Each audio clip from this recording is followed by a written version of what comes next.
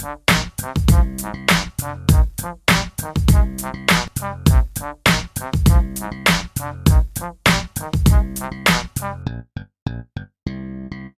has finally confirmed they are stopping production on the Wii U globally. It was an inevitability as soon as the Nintendo Switch was teased as the Nintendo NX back in March 2015. Not only that, but the staggered release of Wii U titles and the company shifting focus on the 3DS were also major signs. So with the future of the Wii U decided, let's take a look back to the past to see where things went wrong, along with highlighting the short-lived console's achievements. The Wii U started off as Project Cafe after a rumor circulated in April 2011. 2 months later, at Nintendo's E3 2011 press conference, Project Cafe was revealed as the Nintendo Wii U, and the controller, or gamepad, was showcased on stage as then-President Satoru Iwata went over its functionality.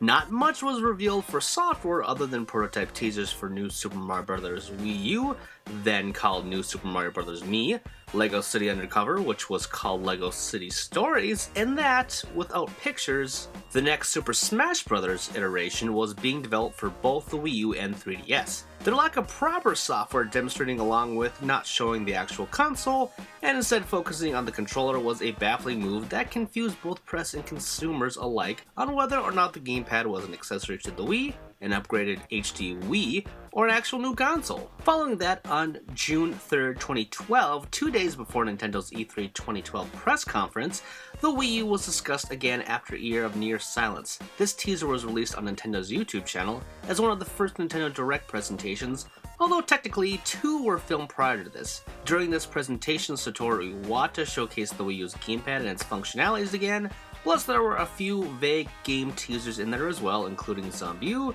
New Super Mario Bros. Wii U, Miiverse, and pre-Amiibo technology via the NFC reader. 2 days later, at their actual E3 show, they revealed a plethora of games, including Pikmin 3, New Super Mario Bros. Wii U, Batman Arkham City Armored Edition, Scribblenauts Unlimited, Darksiders 2, Mass Effect 3, Ninja Gaiden 3, Razor's Edge, LEGO City Undercover, Just Dance 4, Zombie U, and Nintendo Land.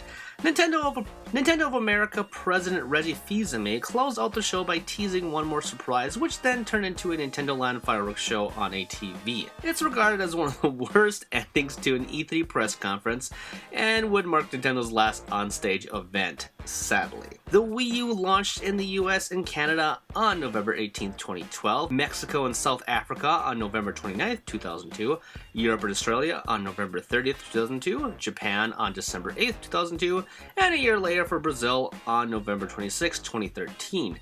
At the North American's launch, there were 2 sets of Wii U's. The basic bundle came with a white 8GB Wii U priced at $300, while the deluxe set had a 32GB black Wii U that came with Nintendo Network Premium subscription, Nintendo Land, console stands, and a sensor bar priced at $350.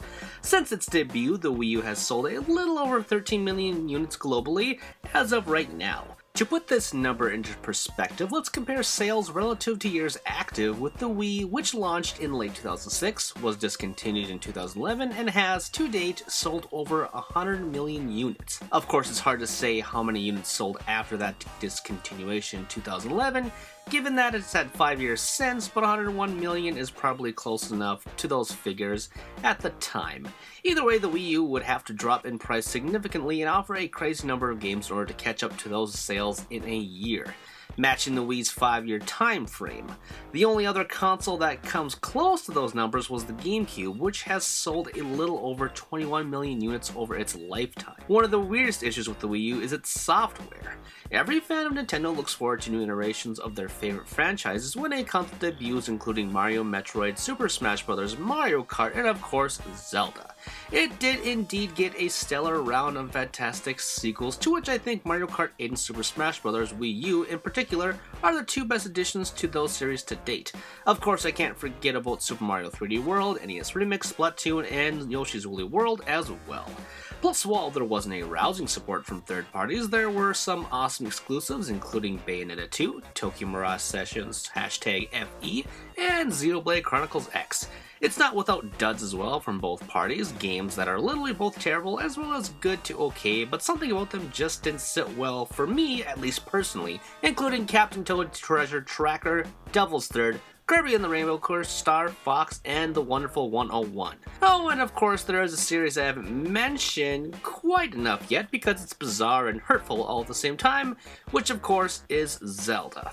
I didn't mention this before, but at Nintendo's E3 2011 press conference, they revealed Link fighting a giant spider during the Wii U's first demo highlight reel.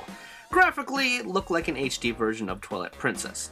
It goes without saying that fans knew Zelda was in the works and from past experiences, and with this tech demo, they, as well as I, assumed it wouldn't be long before we saw the green-clad hero again.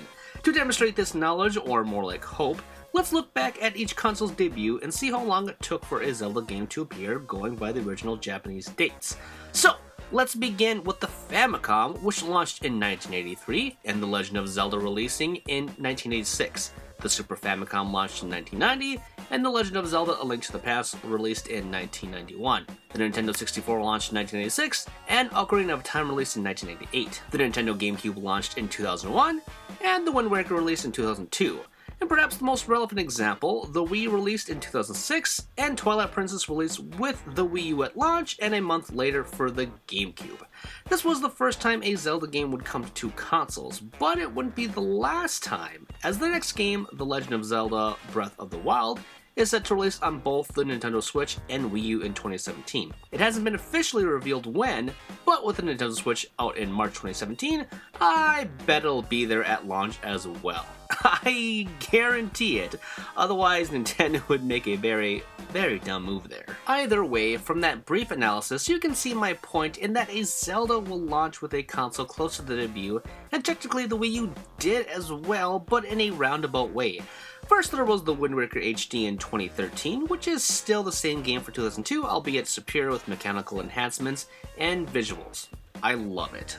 Earlier this year, Twilight Princess HD launched, which is a game I never really liked and still don't. It's just plain ugly, even with the tweaks. Technically, there was an original Zelda, but it was a Dynasty Warriors spin-off in 2014 called Hyrule Warriors. It was a fun spin-off, sure, but a proper Zelda it was not, and yet, I kind of want a sequel. But that's really not the point, is it? I bought the Wii U for a lot of reasons, mostly because I was intrigued to play on the GameCube while I multitask, and to that degree the Wii U was a success.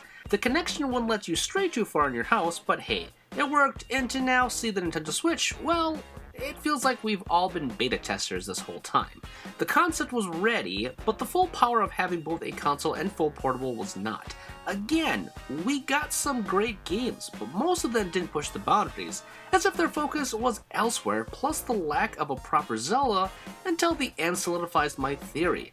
Plus, if you look at the 3DS's track record, they have a lot better games. I don't regret buying a Wii U, but what about those dedicated Zelda fans that bought one just for that next game? First of all, never buy a system for one game. Secondly, at the same time, I do feel your pain. I could go on, but I'm getting tired of talking now, and I think you get my point already. The Wii U was a good but deeply flawed and messy system. Ideas were seemingly tossed around to grip audiences, but all of their experiments failed, resulting in poor sales, which then led to third-party abandonment, which then led into Nintendo's desperation. I'd also like to rant about Amiibo support and how they never really fully realized that, but again, I've drawled on for too long now. The Wii U was a prototype for the Nintendo Switch, its ceasing production is thus now dead. Long live the Nintendo Switch, hopefully it will be the Wii U we all wanted all along. I guess we'll find out on January 12th, 2017. I am looking forward to it. Did you know that was a ReActionExaminer video? If you liked it, you should subscribe to me to keep up with everything that I'm doing. Also, if you have some other interests, like sex for example, check out Tum Ups, which is a comedy sex podcast thing wherein my best friend and I check out the weird and abnormal and the erotic. And of course you should support me on Patreon because hey, I want to make the channel better and I want your help to do so. Plus, if you want to check out my writing, check out Game Jerk where I have archives and new stuff for all projects, okay? You can find all the stuff and more in the description with the links below. Thanks for watching and I will see you all next time.